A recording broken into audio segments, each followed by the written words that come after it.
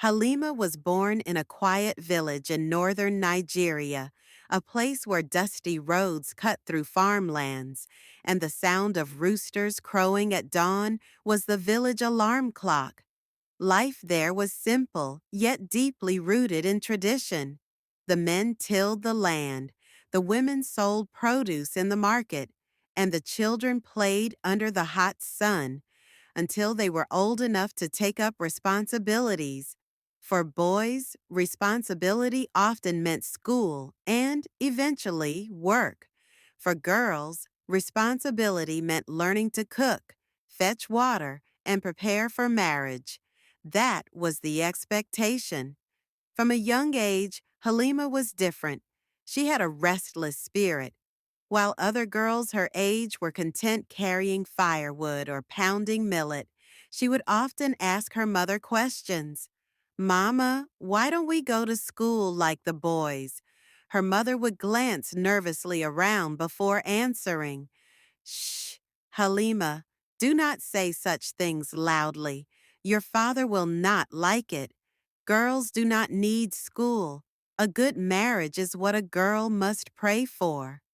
But deep inside, Halima wanted more. She would watch the boys in the village walk with their books tucked under their arms on their way to the government school. Sometimes she even followed them halfway before running back so her mother wouldn't notice.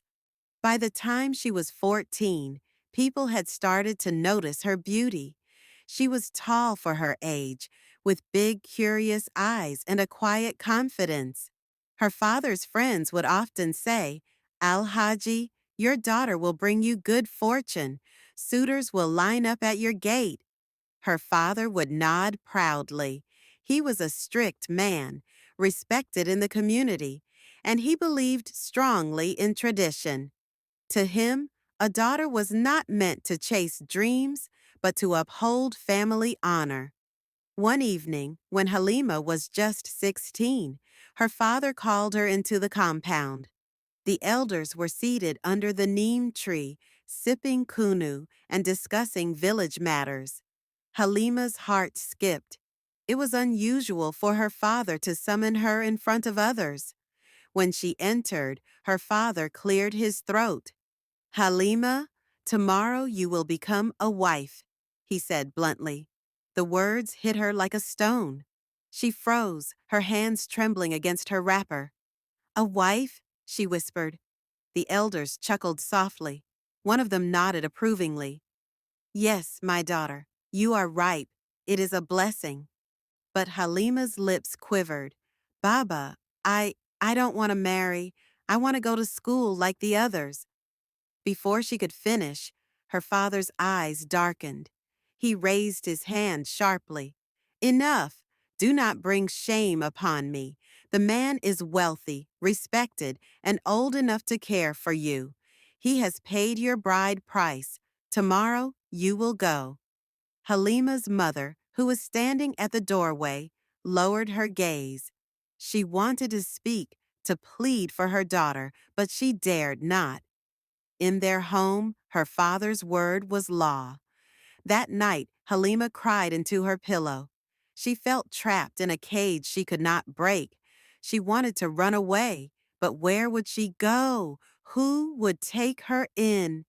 The next day, the village drummers beat their talking drums, announcing Halima's marriage.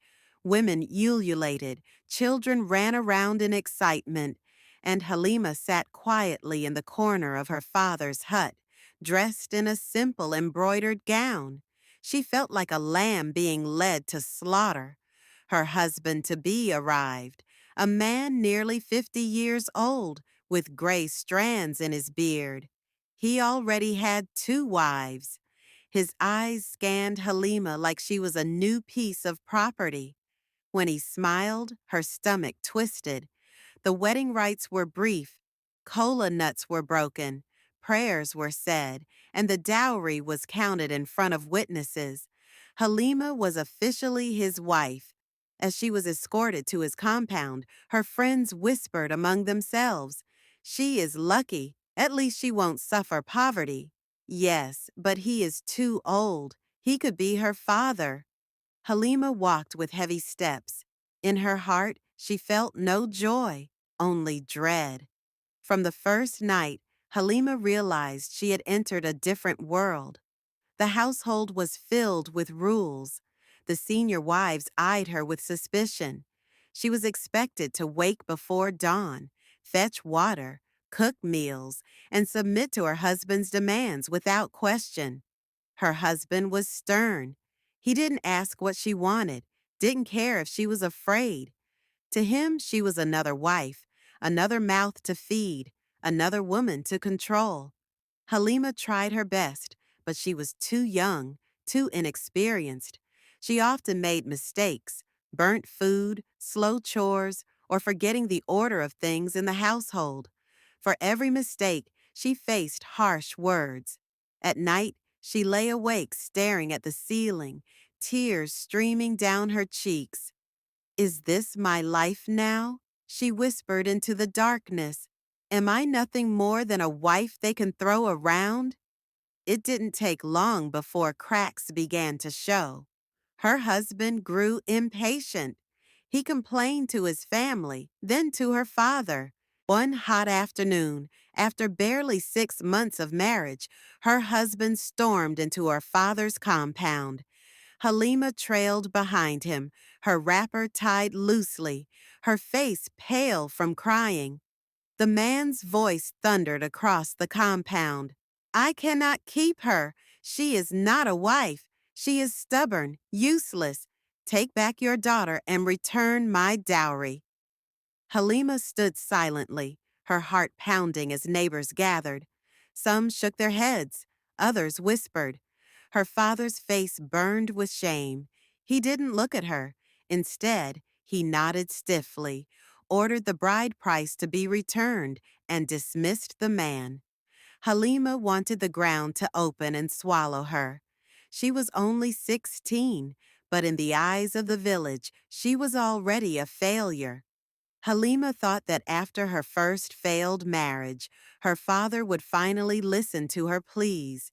She thought he would allow her to rest, to heal, maybe even return to school. But she was wrong. 2 weeks after she was sent back, her father summoned her again. The anger in his voice filled the compound before she even reached him. "Halima," he said, his tone sharp, "your shame has brought whispers into my ears. Men are mocking me, saying my daughter cannot keep a husband. Do you want to disgrace me? Do you want to bury this family's honor?" Halima stood trembling. "Baba, I don't want to marry again. Please, I want to learn. I want to work. I—" Her father slammed his stick against the ground, cutting her short. "Enough. You are not wiser than tradition. A girl belongs in her husband's house, not roaming around like a goat. Another man has asked for your hand, a trader from the next town. You will marry him." Her mother lowered her eyes, saying nothing. She always said nothing, and Halima realized once again, her voice meant nothing here. This new husband was a traitor, younger than the first, perhaps in his 30s. At first, he seemed kind. He bought her clothes, gave her small money for food, and even smiled when she greeted him. For a brief moment, Halima thought maybe this one would work. Maybe this was what marriage was supposed to be. But as weeks passed, the mask fell. The man was impatient and temperamental. He wanted things done his way, always. He didn't like that Halima was quiet. He said she was disrespectful. He didn't like that she asked questions. He said she was proud. And whenever he grew angry, he reminded her that he had paid for her. "I own you, Halima," he spat one night after a quarrel. "If I want, I can return you tomorrow and collect my money back. Don't think you are special." Halima cried herself to sleep. She was barely 17, and already she felt like her spirit was being crushed under a weight too heavy to bear. The marriage lasted only 4 months. One morning, without warning, he dragged her back to her father's house. "Take her," he said bitterly. "She is useless to me. Return my dowry." Her father's shame deepened. The villagers' whispers grew louder. "Twice married, twice rejected. What is wrong with this girl?" Halima thought maybe this would be the end. Maybe her father would finally see reason. But instead, he grew harsher. "You think you can sit here like a child?" he shouted one evening. "You will marry again. Even if it is 10 times, you will marry until you stay in a man's house. That is the way of our people." Halima's heart broke. She wanted to scream, to run, but fear held her down. And so, for the third time, she was forced into another marriage. This husband was poorer than the others, but no less cruel. He saw her as a burden, someone who brought him nothing but gossip and shame from the community.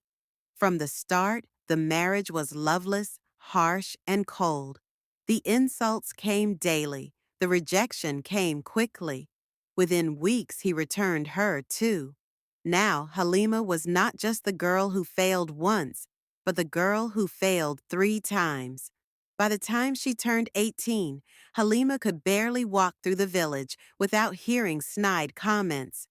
Children pointed, women whispered, men laughed. "There she goes, the girl who cannot keep a husband. 3 times returned. She must be cursed. No man will ever want her now." The words cut like knives. She tried to block them out, but they echoed in her head. Even her younger siblings began avoiding her. In her father's house, she was treated like a burden, a disgrace. One night, as she lay on her mat staring at the ceiling, she whispered into the silence, "Is this what my life will always be? To be passed around like a goat, to be mocked, to be silenced?" Her heart ached, but deep inside, a fire was slowly kindling.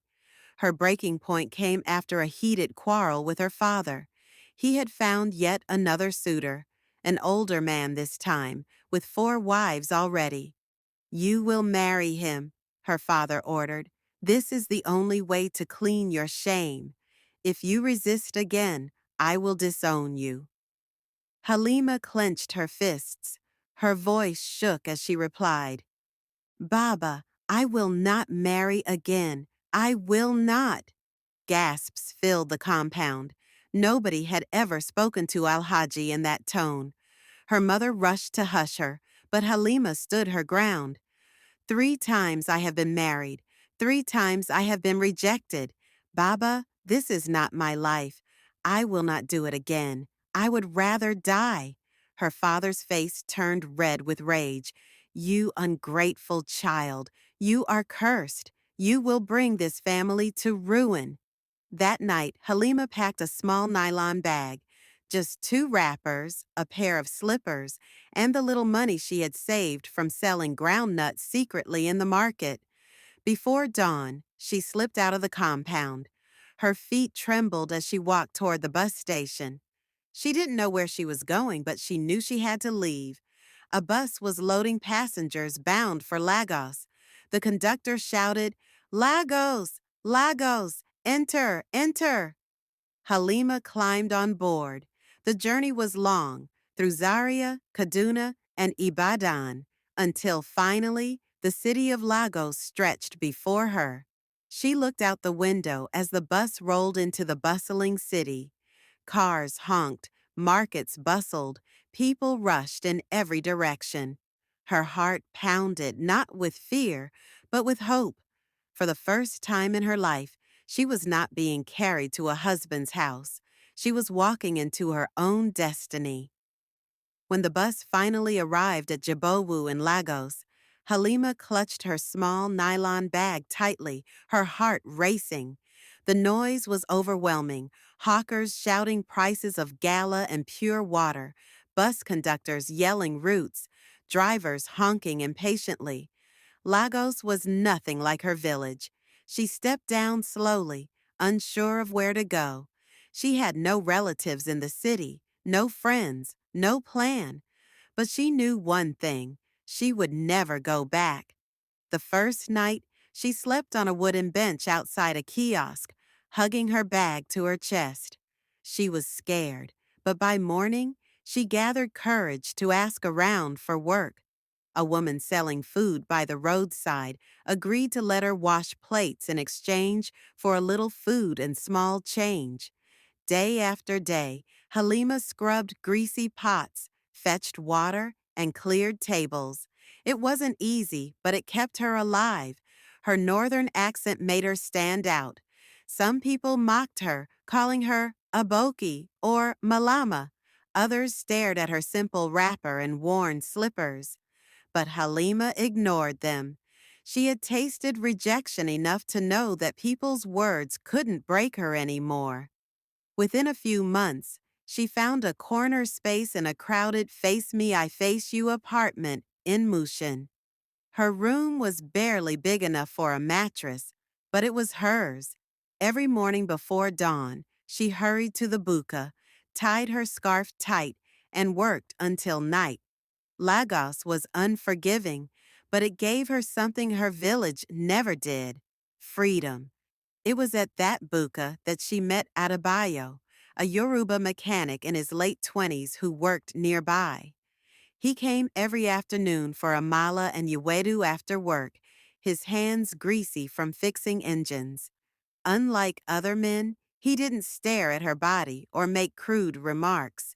He greeted her politely, asked about her day, and sometimes tipped her when she served him. One evening, after closing, he found her sweeping outside. "Halima, right?" he asked gently. She hesitated. "Yes. You're not from Lagos. You sound different." She smiled faintly. "I'm from the north, Kano." Adebayo nodded. "Ah, no wonder. You're far from home. What brought you here?" Halima's chest tightened. She wanted to lie, but something about his voice felt safe. "I came to find another life." He didn't press further. Instead, he said, "Lagos is tough, but if you can survive here, you can survive anywhere. Don't give up." For the first time in years, someone's words lit a spark in her. Weeks turned into months. Adebayo became a friend. He would sometimes walk her home after work, carrying her water bucket or helping her with heavy loads. Slowly, Halima began to open up. She told him about her 3 failed marriages, about her father's anger, about the shame she carried.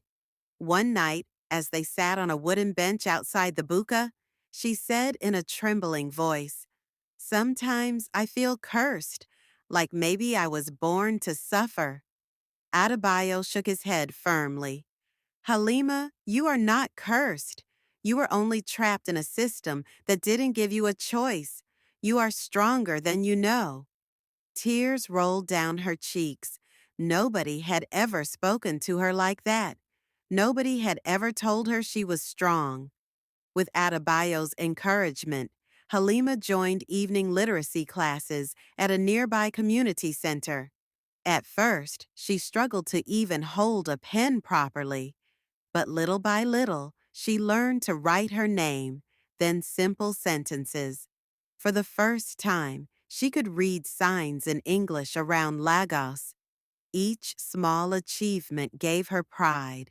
She was no longer just the girl who failed marriages. She was a woman building herself from scratch. Her confidence grew. Customers at the buka noticed her brighter smile, her careful service. Some even encouraged her to start her own food stand. Halima began to dream again. As months turned into years, her friendship with Adebayo blossomed into love. But Halima was scared. One evening, as they walked home, she whispered, "Adebayo, I don't know if I can marry again. Each time I tried, it ended in shame. I don't want to be returned like before." Adebayo stopped walking. He looked her in the eyes. "Halima, marriage is not about being bought or returned. It's about love, respect, and choice. I will never force you. If you say no, I'll still be here. But if you say yes, it will be because you want it, not because anyone pushed you. Halima's throat tightened. She had never heard those words before, choice. For weeks she prayed, thought, and wrestled with her fears. But deep inside, she knew this was different. Adebayo didn't see her as property. He saw her as a partner. 2 years after arriving in Lagos, Halima walked into marriage again, but this time on her own terms.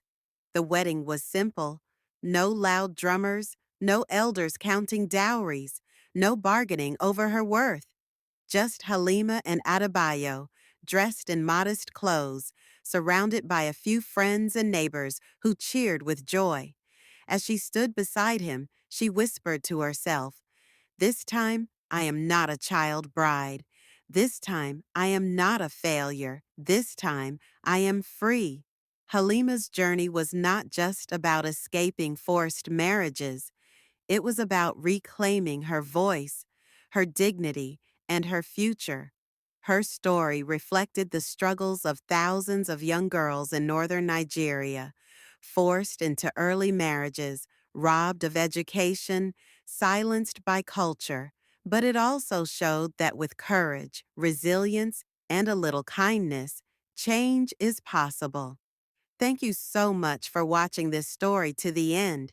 If you enjoyed it, please give it a thumbs up, drop your thoughts in the comments, and don't forget to subscribe to the channel for more amazing stories like this. Your likes and support mean the world to us. See you in the next one.